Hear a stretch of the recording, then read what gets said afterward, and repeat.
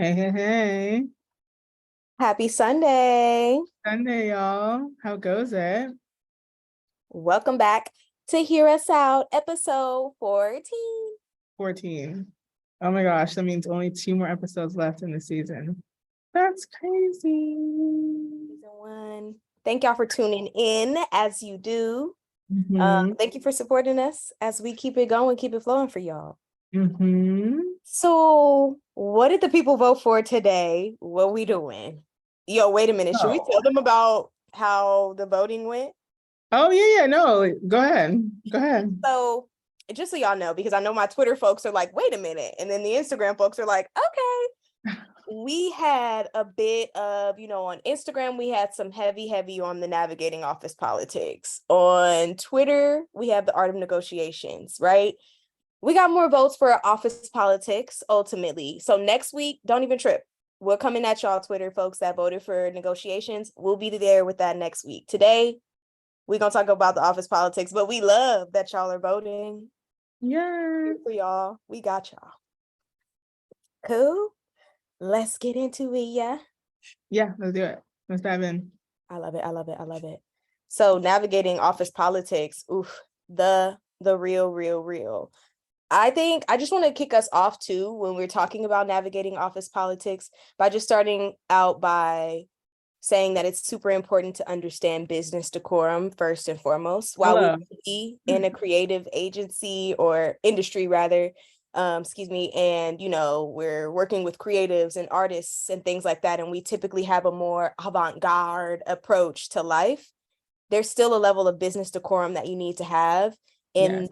in this setting and in this industry. And so what I mean by business decorum is really like one of the biggest things is understanding how important it is to separate business from personal. And that comes in every aspect, right? So like, for example, if you're your homie and you're an artist, if your homie is managing you as an artist, or if your homie is your, creative director or whatever the case may be, while you guys may be familial and friendly and all of those different things, when it comes down to the business, it's important to really sort of set those boundaries, set those expectations, set those, roles and responsibilities so that at the end of the day, the business always gets done, even if there may not be, there may be some personal situations that you all are working through. So that was one of the biggest things that we kind of wanted to start out this episode by just kind of talking about, the office setting is the same in the creative settings as it would be in other places. We still have to work to get the job done. We can do it creatively, but there's still a level of like a certain level of business decorum that you really need and really setting yourself up for success in that way. 1,000,000%. You know it for sure. So what are some things that you, Lottie, I know, like what are some things that you find are like helpful to do in the workplace setting, or just, I know obviously we're hybrid right now or working remote and all those different things, but just in the professional setting period, like what are some things that are helpful for you Yeah, and I think it's a good point you brought that up because now like it's not just the office. Like the office is Slack or Zoom or the studio or like wherever we work, whatever. So it's like the office isn't what it used to be, but office politics transcend all borders. So it's something to keep in mind. But especially when you're newer, the best thing that you can do early on is just get to know everyone, as many people as possible. Obviously, naturally, like you might be more inclined to talk to other people, certain people than others, depending on all types of factors. But the more people you know, and the more people who are aware of your existence, the better. Especially like in music and media, all facets of entertainment or whatever. You can never have too many relationships. You can never, I don't know one person who was just like, damn, like me knowing all these people has been a detriment to my, nah. Like you want, not only do you want to know as many people as possible, but you want to make sure those people know you. So like, and that's what building relationships is about, right? It's like, it's not just to say, oh, I know this, that, and the third. Okay, well, maybe you do know this, that, and the third because they're like a big shot, but do they know you? If someone is able to, say something about your character, can they attest to that? It's really, really important. That's so important. And when it comes down to talking about that character, this goes right back into our business decorum conversation too. It's like how you respond to situations, how you interact with people in the workplace setting when you're meeting them, even when you haven't met them. You know what I'm saying? How you greet people, all of that is a reflection and it's a representation of your brand, your ethos, your approach, your philosophy, all of it. So when you're building out what you want, your creative identity or your professional persona, whatever you call it or whatever you identify it as, it's really important to think about that when you're building those relationships. Like, how are you navigating those moments? How are you navigating those interactions? I'm not saying overthink every single thing, but just like try to pay attention.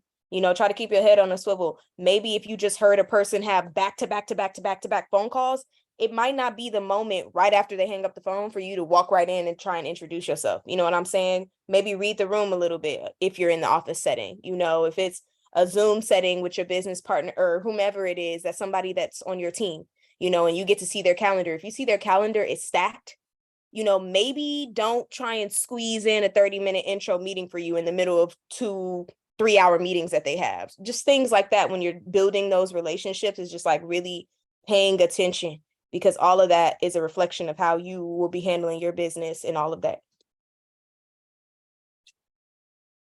So, yeah, no, that's super major key for sure. And that also just comes through like just learning and observing. And obviously, like if you're new, you have no choice but to learn and observe because you don't know anything. So you're in a new environment, you have new colleagues, everything is new. So you learn a lot just by paying attention. And obviously this is a little easier to do like in an in-person setting, or for people who work hybrid. But even if you work remotely, like Slack is your friend. Just like understanding the dynamics of everything that's happening, knowing who might be like easier to deal with, knowing who might be more difficult to deal with. And sometimes when you start making friends early, people will put you on game.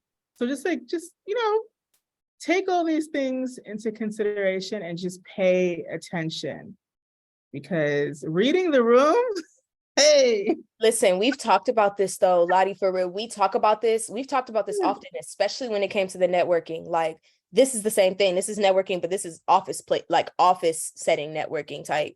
But like, reading the room is so important. You have to like, don't be afraid to be just a fly on the wall that first week and being like, yeah, I'm just taking it all in. People asking, how you doing? How you adjusting? I'm just taking it all in, but also asking the necessary questions, the people that be, but like paying attention to what's going on. Like I said earlier, people could get off of back-to-back phone calls. You may not get the best version of them if they're burnt out in that moment. But just having the awareness of like, ooh, I know I just heard her phone be ringing off the hook 17 times and she answered every single time. Maybe let me give her a break before I try and reach out and walk in, do whatever. You know what I'm saying? Just that reading the room is so important and so key. Yeah. I think too, it's interesting. I have an example of like in the office setting. Back when I first started in the industry, I was operating, my role specifically was to train people on how to be an agent. And so it was interesting because I had all of these fresh college grads that were entering into the workplace and they were super excited. They were like, yes, I'm going to go meet every agent. I'm about to be over here in sports. I'm about to be in TV. They're like gone. They're gone. Their eyes are starry and all of it. And there were several moments where some of them, they really went and they took that initiative, but it just wasn't the right time. And so they maybe didn't get the best reaction that they thought they were going to get in that moment. And it was one of those moments where we had to step back and have that conversation. Like, so what do we gather from this at the time in which you did it? What happened before that? What happened after that? How can you be better preparing yourself in the future for like, okay, if I'm going to go in and I'm going to talk to the CEO of the biggest talent agency in Hollywood, it has to be a little bit more than, why did you start this company? Because you can find that information. Which you could definitely find on the Google. Online. Do you get what I'm saying? So it's like paying attention. Like, it's okay to want to go and introduce yourself to the CEO for sure. But make sure that when you do, it's not just something that is like a generic, oh, I didn't put any thought into it, I'm just saying whatever type of thing. But really, even if it's, I just want to introduce myself to you because I want you to know who I am and I'm looking forward to continuing working with you. It can just be that. It can just be that. It doesn't have to be, yeah. well, let me try and come up with a thought-provoking question. Yeah, like you don't gotta do like your elevator pitch, everybody. Not everybody. And also you should have it a couple different pitches ready, just FYI. Yeah. This 30 seconds, it's 2 minutes, it's 10 minutes, you don't know. Yeah. But I think also in that same vein, understanding the structure of that organization is so important, because maybe the best way to talk to the CEO is to go through the assistant. Maybe the best way to talk to the CEO, you know what I'm saying? So it's just like, obviously, you know you and the role you play, and you probably know like your direct boss. And if you're, if you have any subordinates, you might know them. But you want to know the whole family tree, so to speak. Like you need to know who's connected to who. Oh, this person is best friends with this person. That's how they got into the company. This person and this person, they are entirely in different departments, but they work together a lot. So it's like all these things are important too, because that's also how you have a better context of the role that you're playing and how anything that you do affects anybody else. And I have a helpful tip for that, because when you're working, I think this goes out to the people who are taking maybe a more corporate approach to the music and media industry. And so they're coming into these larger companies. So they're entering into 1,000-person companies, and there's so many people to learn. And that can get overwhelming in itself too, when you're trying to learn the org chart and things like that. One of the things that I would do, because in the beginning, I worked at bigger companies, and then I kind of went into smaller companies when I shifted into management. What I would do is I would literally keep a tracking sheet of like, okay, this person does this in this department. This department does this, and this, and this, so that I understand, okay, when they're on the go, this is how it affects the company if they're not on their 10 toes. So I need to be cognizant of when I'm about to come into something, because I don't want to knock somebody off of whatever flow they're on right now. You know what I'm saying? So when you're learning that org chart, don't be afraid to help yourself, write down notes about like, okay, wait a minute. So what I've gathered from is this department does this, and the people in this department do this, right, and they interact with this department and they do this. That's for those, corporate creative mommy poppies out there that are trying to really navigate that.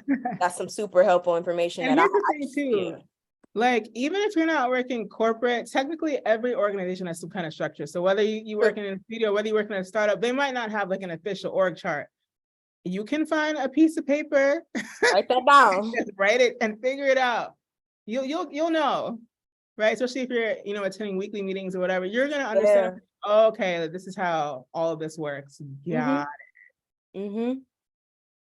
Do yourself a favor. It'll help a lot. And the more you understand the org chart of it, then you understand how to navigate the office better, because you actually get what each person's role is and how it interacts with everything else. And then you start to decide, oh, okay, so now I know what questions I want to ask about this, or now I understand how I can contribute to that. And it helps you to really navigate the lay of the land, for sure. Exactly. Sure. Exactly that.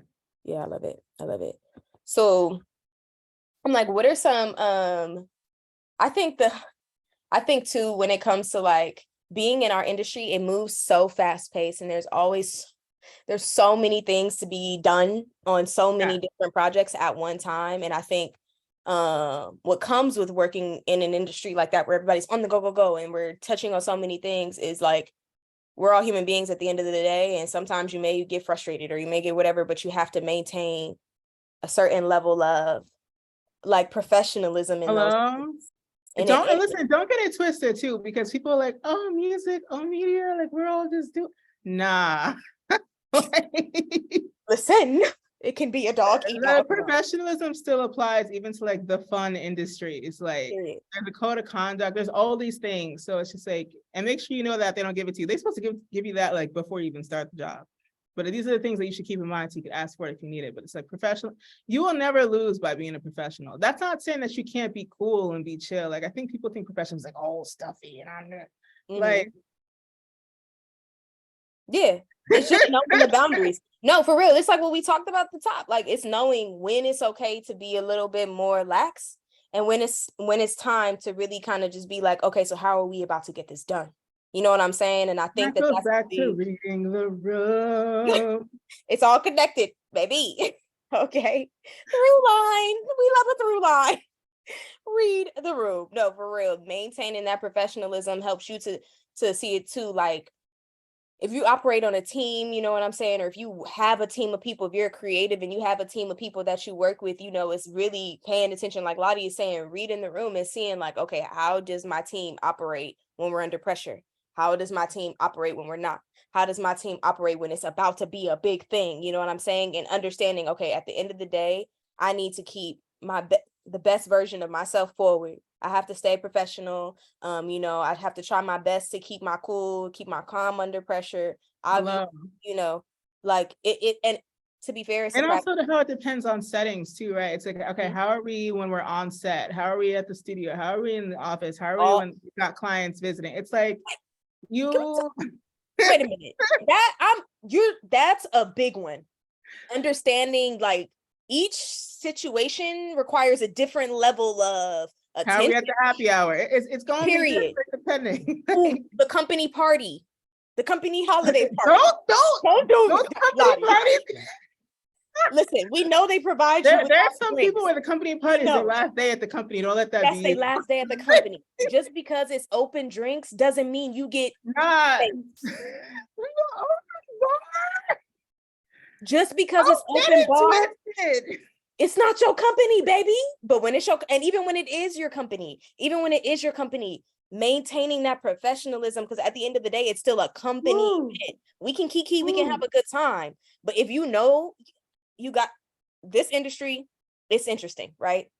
Like you And say, these Lottie, people are because not your this friends. industry, Not even to be that person, but these people are not your friends. and it's interesting because most of how our industry operates is in a bar networking setting, in a open bar setting, in a drinks. Let's go get drinks. Let's go get drinks. Let's go get drinks. Let's go get dinner. Let's go get lunch. Let's go get coffee. Like, you know, when we were meeting with clients and stuff like that, we weren't necessarily just bringing them to the office. Maybe we would go to a restaurant, or maybe we would go here or there, whatever. And so it can get, you know, feeling like it's really personal and it's friendly and we're having a good time and all of that. And that's true. But at the end of the day, these are multi-million-dollar deals being done. You know what I'm saying? These are whole franchises, whole careers, whole aesthetics, whole artistry. Everything is being developed here. So like you have to still maintain a certain level of, I'm going to do my best for this team, for myself, for my artistry, for my Because whatever. you're still representing that company. Period. Okay. And remember, this is artist, your company is you. So we mean you too. When we say you're representing your company, we mean if you're not in a company and you're just an artist, as an artist, your company is you. So same thing. Hello? No, because as someone who's like a freelancer and a contractor, yeah. Yeah. Like that. Yeah. Very much that. Very much that. Company is you. This is across the board, corporate or not corporate. Like you have to represent, like we said at the top, how you respond, how you act, how you move in certain situations is a representation of your brand. If you're the artist, your company, if you work for someone, your ethos, however you approach doing this business, all of it. Like, so you got to make sure to keep it tight when you on set. Hey. You know, you feeling like, oh my God, it's tight. You know, we got the dancers and it's lit and the music is pop. Okay, yeah, but that's not the time to break out your choreo. You get me? Hey. This reminds me of the time, like, you know how, and this is no offense to anybody who does this, but you know, a lot of the times, and this is back when I was living in LA, like how a lot of times folks who are like driving Uber or whatever, they're creatives, right? It's like, you know, they're artists. And all of my NR friends be like, anytime anybody asks me what I do when I'm in the back of the Uber, I tell them that I work like Starbucks. Cause like, I don't want nobody pitching me their music for a 45-minute ride. And it's like, it's like that too. Like time and place. Time and place. Let me tell you, I have been the person in the back of the Uber who didn't say I worked at Starbucks and said where I freaking worked and was like, I shouldn't have done that. I shouldn't have done that this whole ride because I can't. Okay. We got to have a better pitch than that. You know what I'm saying? So just remember, even if you are ready to shoot your shot, how you do it, time and place. If you're going to do it in the Uber, you best be like. And if you're going to shoot your shot, and I feel like you mentioned the phrase shooting a shot every goddamn episode. If you're going to shoot your shot, that needs to be pristine. If it don't swish, Then don't.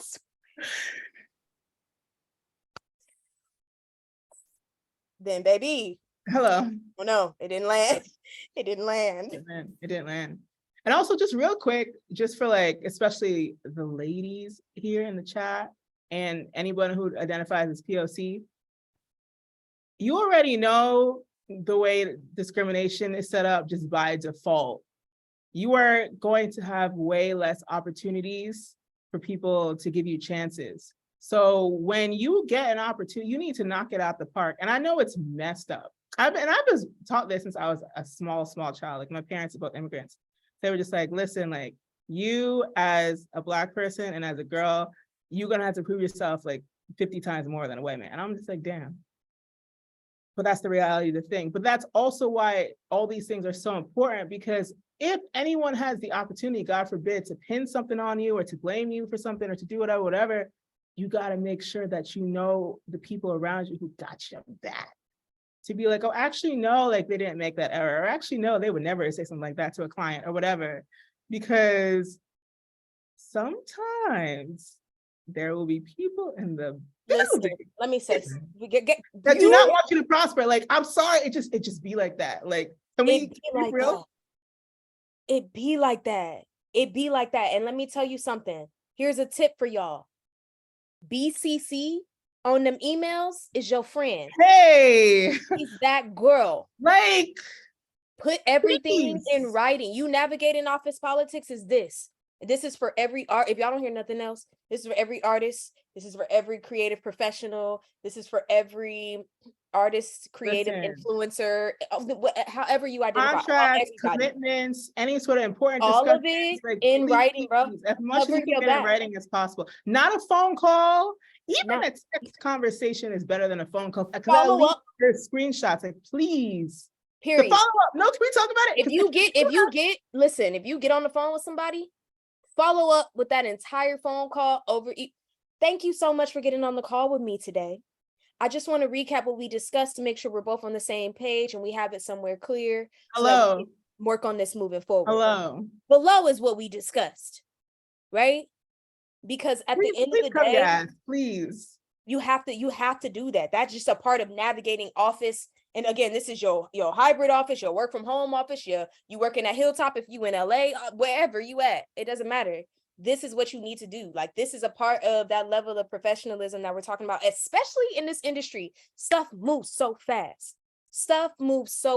Let me tell you, when I'm producing, I am not a music producer. Let me clarify that. When I am producing, as in a TV film producer, like when I produce something, whatever, I'm not a music producer, but when I'm producing, do you know how many people I have to email on a day-to-day about the same topic?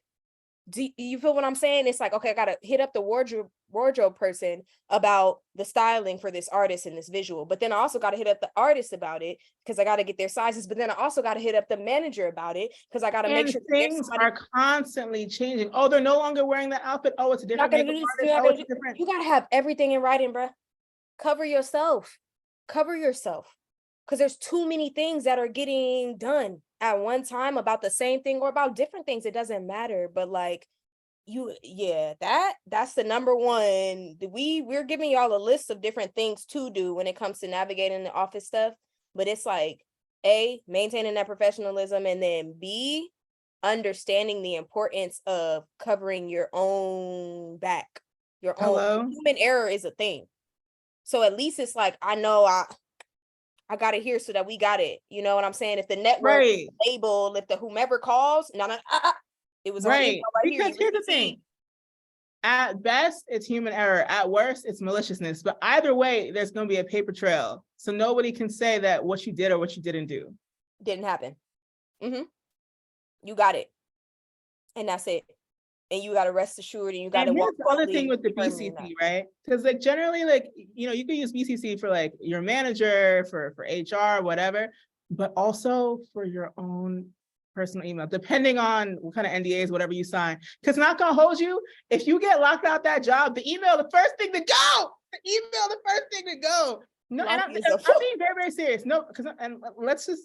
You're not lying. Because there have been situations where people have dealt with different types of workplace discrimination and then their email gets locked and they have First no thing. evidence to take to an attorney or whoever to be like, this is what was said to me, this is what was done to me. If you can BCC that personal email just to have all those records somewhere where someone can't shut it off whenever they feel like it.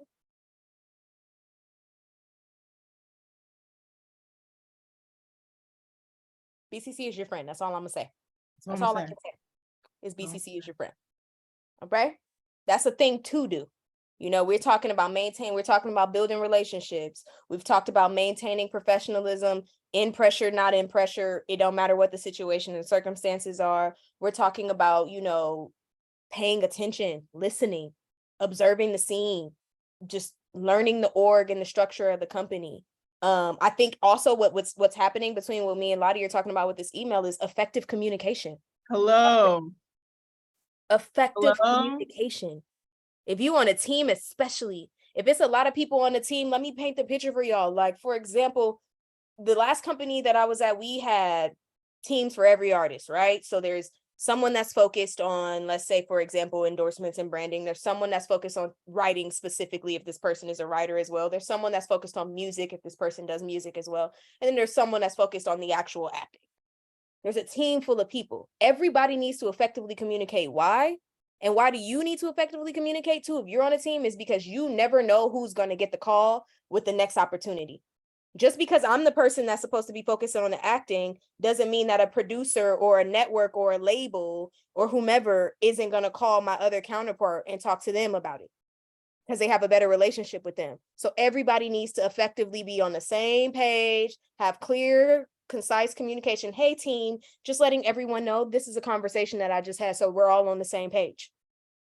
You know what I'm saying? Same thing if you're an artist, like you have to have effective communication with your team, and you have to be able to effectively communicate to them when you don't understand something. Because at the end of the day, it's on you. If you pulling up to the set for your visual, if you pulling up to the studio and you didn't have some information that you needed or you weren't quite sure, just don't assume that it's going to be there for you. Communicate. Say, hey, yo, I just want to make sure I'm understanding. I'm supposed to be this and this and that. I'm supposed to bring this and this and that. I need to do this and this and that. You know what I'm saying? Like, make sure that the communication has to be, otherwise that's when errors start to happen and the office politics getting a little dicey. I thought I told you to do this. No, I told you to do that. Ooh. No, you told her to do And this. then fingers are being pointed and people are, ooh. Counterproductive. Ooh. Who got time for that? Ooh. Who got And time for again, that? like if you're a creative watching, yes, this applies to you. Like I'm tired of people thinking like, oh, I'm not, doctor, lawyer, engineer. It don't matter. You're a business still. It's your business. If you pulled up to the studio and you knew you needed green tea because your voice was feeling whether you a rapper or a singer, it don't matter. If you hoarse, you ain't gonna sound right on the track, period. And you knew you needed the tea, but you thought you told your assistant, but actually you didn't. And you thought your manager already knew, but actually she didn't. And now you pulling up and you hoarse and you don't have nothing to try and at least try to rectify it. Now we gotta wait a little bit. It's studio time that somebody is paying for. It's all type of stuff that's going on. Like the communication has to be seamless. Artists too, teams too. It don't matter. Don't matter. Ooh, we know. Listen, y'all gonna hear from me, Lottie, on this one. Listen, it's real. And then obviously, like, just kind of like on this same tip of miscommunication, a lot of times when there's miscommunication, it can lead to some fights. Yeah, I have witnessed some things. I have witnessed people be physically attacked because of miscommunication. We never said this industry was a utopia, by the way. We never wanted to get to that point. So if you can avoid unnecessary conflict, please do. I do not want people getting arrested because somebody had brought the wrong t-shirt to this. Please. Please. You know what though? That's a good point. And that's a good point, especially for avoiding conflict sometimes isn't always personal. Because now that you just said that, I just thought about like, oh, the other side to this. So for example, it's on you as the artist and the creative. It's on you to understand who you keep around you and the company that you keep. Because that could be that in itself, just putting thought toward that helps you to avoid conflict as it pertains to your business situations. You know what I'm saying? If you maybe have someone that you're trying to bring with you that may not understand business decorum in the way that's necessary for the setting that you're about to bring them into, you need to have that conversation with them. And you also need to alert other people so that people can be effectively prepared for how to handle that type of situation to help you avoid conflict. You know what I'm saying? Not everybody is always prepared for every single thing. You don't know how to handle certain situations until you're in them. But the best thing that you can be doing is making sure that you keep people around you and you move from a place of, listen, I don't want any conflict around my business or around my brand. I'm trying to build something here. I'm trying to make sure that I have something that's sustainable and I want to continue to grow. So there's a certain level of decorum that has to be had when you're moving with me. You got to be willing to have those conversations as a creative and as an artist, because unfortunately, not everybody can go. Or at least I'll speak for my experience as a person. That's just what it is. And it's not necessarily that they can't go forever, but maybe not right now. And if you don't have the space or the capacity to have those levels of conversations, but avoiding conflict is the number one in terms of navigating all of these types of situations, because the conflict festers into the team. And then listen, no, it's a real, can I give an example? And I'm not even going to name names, but there is like an active case open for a very popular rapper that a lot of us know, where his DJ shot and killed somebody in the club or at a bar somewhere. And it's like, bruh, the lack of the ability to de-escalate, that is, and it was like allegedly in self-defense, I don't know, but it's just like, it's stuff like that. It's like life-changing, like your whole reputation. It's just, now you go to court, it's just, people start being apprehensive about inviting you to events. You need to go to the events to keep your name out there. I'm telling you right now, that person is no longer, at least publicly, associated with him. So it's like that. It's really that serious. Like, learning how to de-escalate things and making sure people around you know how to do that is so key, whether it's verbal or physical, because there are just certain things you can never take back. Nope. Yeah, it gets hard. You gotta know, I think that's the biggest lesson, and it takes practice over time. I could say from a creative standpoint and from a professional standpoint, it takes practice over time, really practicing how you can handle your composure, maintaining your composure, you know what I'm saying? And also making sure that you feel confident in your ability to check the composure of the others around you. It's a practice. It's not gonna happen overnight, because while you change, other people have to change and adjust to you. So you just got to keep that in mind. But at the end of the day, you're the CEO of your brand, you're the CEO of your business, like we talked about in the former episode. So even if you don't work at a company, your company is you. And it's on you to do this. You have to, if you want to grow, if you want to build, if you want to sustain. You know what I'm saying? Importante. We love that. So we've talked to y'all about things to do. And we've kind of layered in some things not to do, but we've also just get real explicit.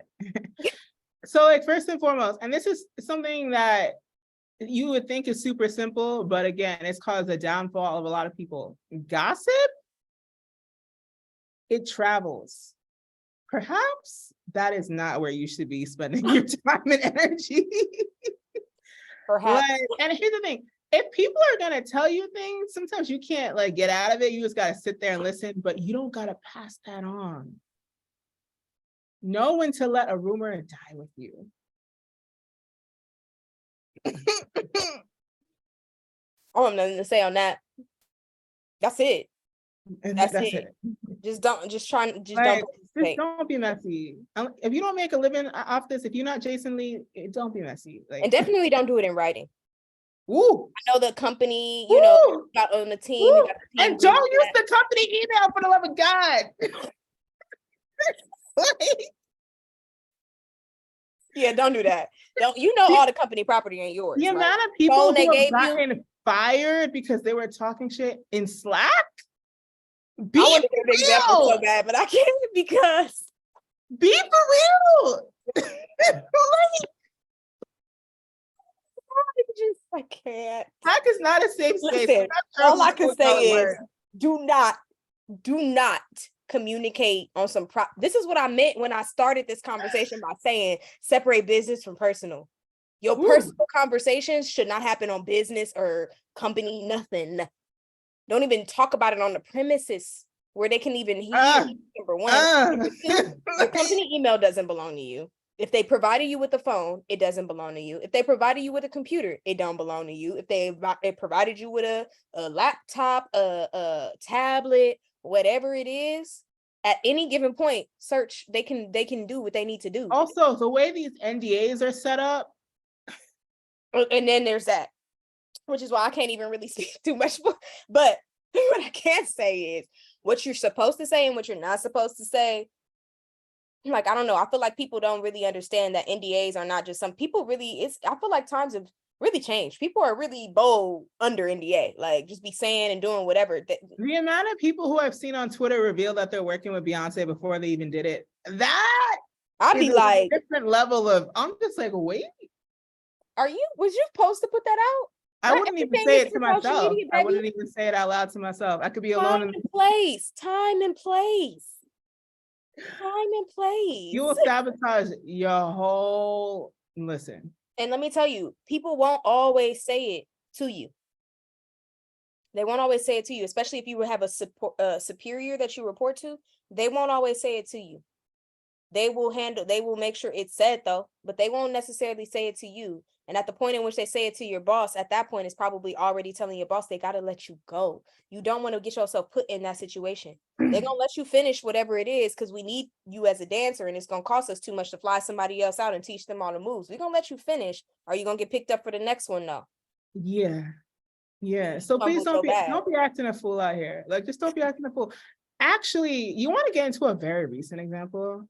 I have a homegirl who's an artist. Why was she walking the streets of New York and some guy who was an attorney yanked her wig off? It went viral. Everybody was attacking his firm. And the Tuesday following Memorial Day weekend, the firm was like, yeah, we let that employee go. Mind you, it wasn't even work related. It had nothing to do with not anything.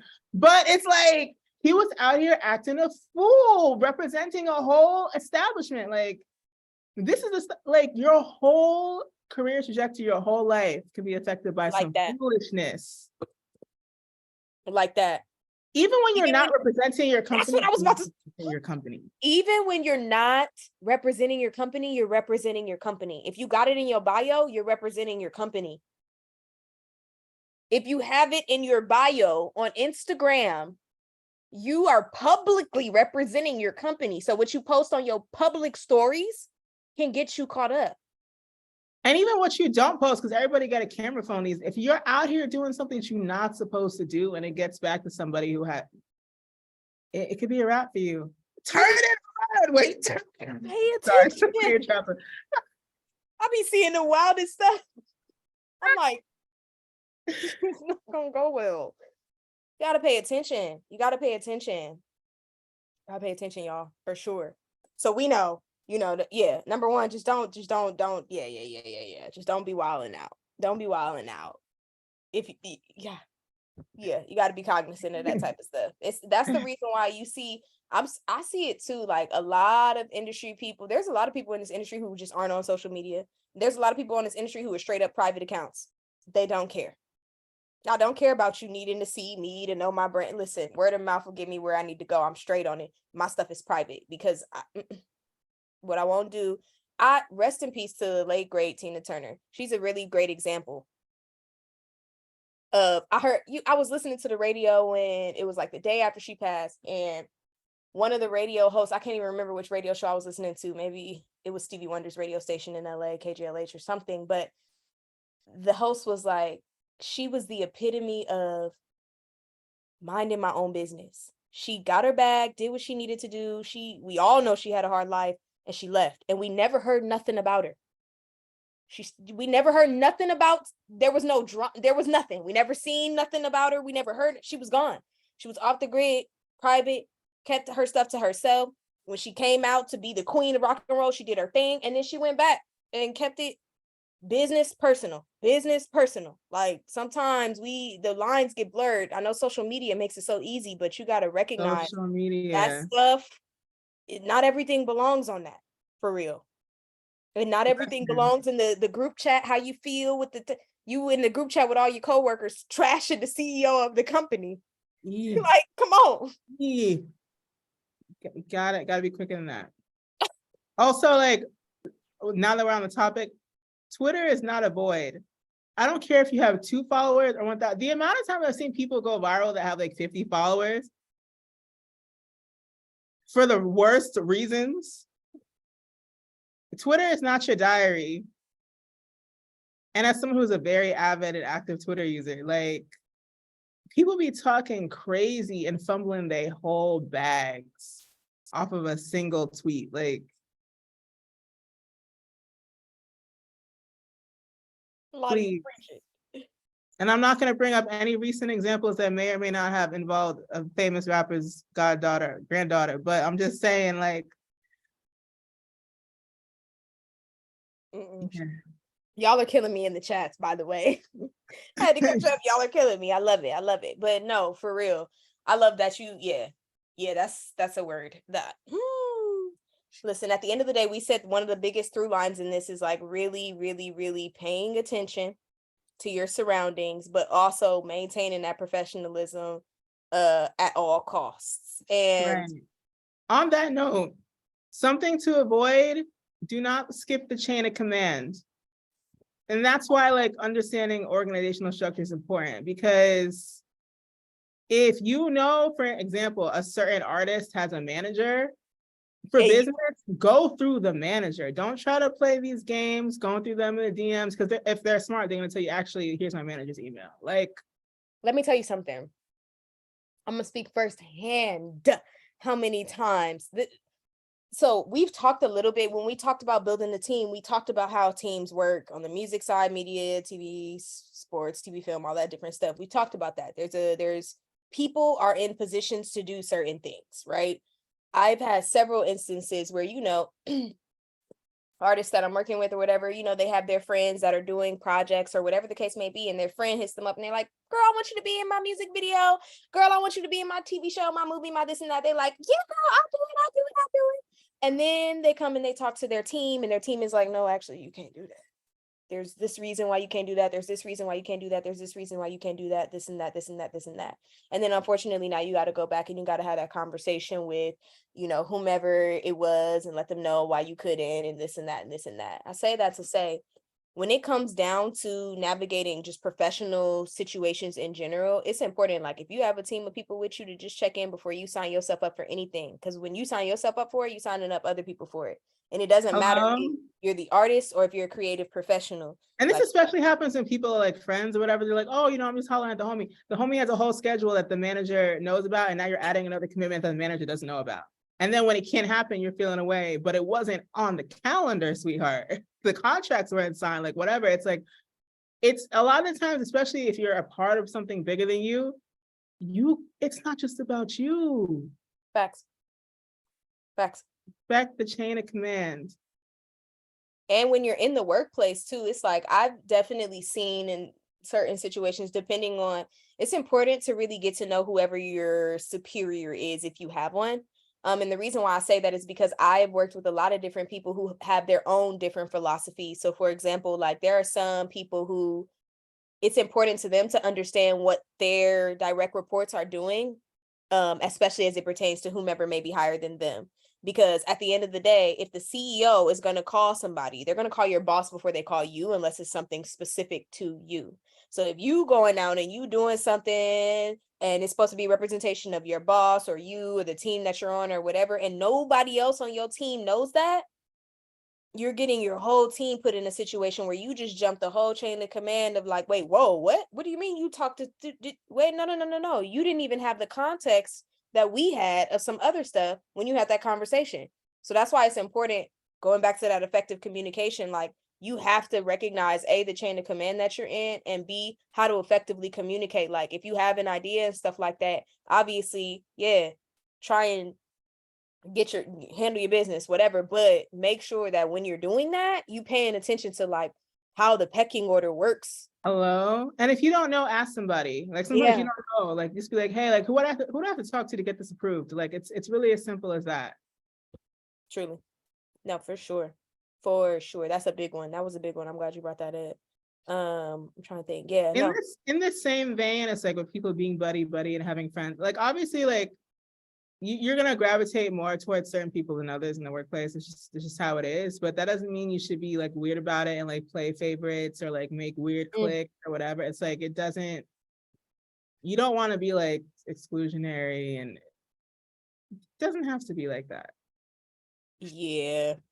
And it also can get a little dicey too, I think, when it comes to that, because a lot of different companies and a lot of different teams, like when they notice that sometimes a person gotta go, like it doesn't match the company's culture. So if you start getting too buddy too this and that, too cliquey in the organization, and if it messes with the culture, now you got your homegirl for the job. If it messes with the work, that's a good thing too, because it's like somebody might be your homie, but they might not be the best person you need for that particular task. It's like you gotta be as objective as possible where it counts. Like, yeah, I get it. If you want to hold it down for the squad or for the team, but sometimes it's like maybe not for this project. Yeah, maybe not for this client. Like, just keep these things in mind. No, 100%. I love it. I love it. Y'all got any questions? Well, I know we threw a lot at y'all, but this one was a good one. Navigating those work office politics is importante. So glad that we got to talk about it. Y'all know, let us know if y'all have any questions. We out here for y'all. Thank y'all for tuning in to episode 14. We only got 2 episodes left in the season. And then we got some nice stuff coming at y'all. Hello. Make sure you guys are following us on YouTube if you aren't already. Subscribe. If there's no questions, y'all know how we and I don't know if y'all know, we have announced it a few times, but we are coming to AMP. So AMP is like Amazon's like live radio show. So once the season is over and we're in hiatus, that's what we're going to be doing. So the link is in the chat. If you haven't already downloaded the AMP app, follow us on there, share it with the homies, tweet it out, whatever. Because that's where we can have more kind of like live interaction. So right now, like if you want to talk to us, it's basically all like in the chat and in the DMs or whatever. But for like live questions or any other types of live interaction, that's going to be happening on AMP. So follow us there. Make sure to tap in with us, share with the homies, share with the friends. Each one teach many, you know, we out here trying to win. Yeah, y'all. If there's no questions, we look forward to seeing y'all next week. Like we said, we'll be talking about knowing yourself. What Drake say? Know yourself, know your worth. Okay, we're gonna be talking about some negotiating. Know yourself, know your worth. All right. So looking forward to seeing y'all next week. It's gonna be a good one. Appreciate y'all. Bye.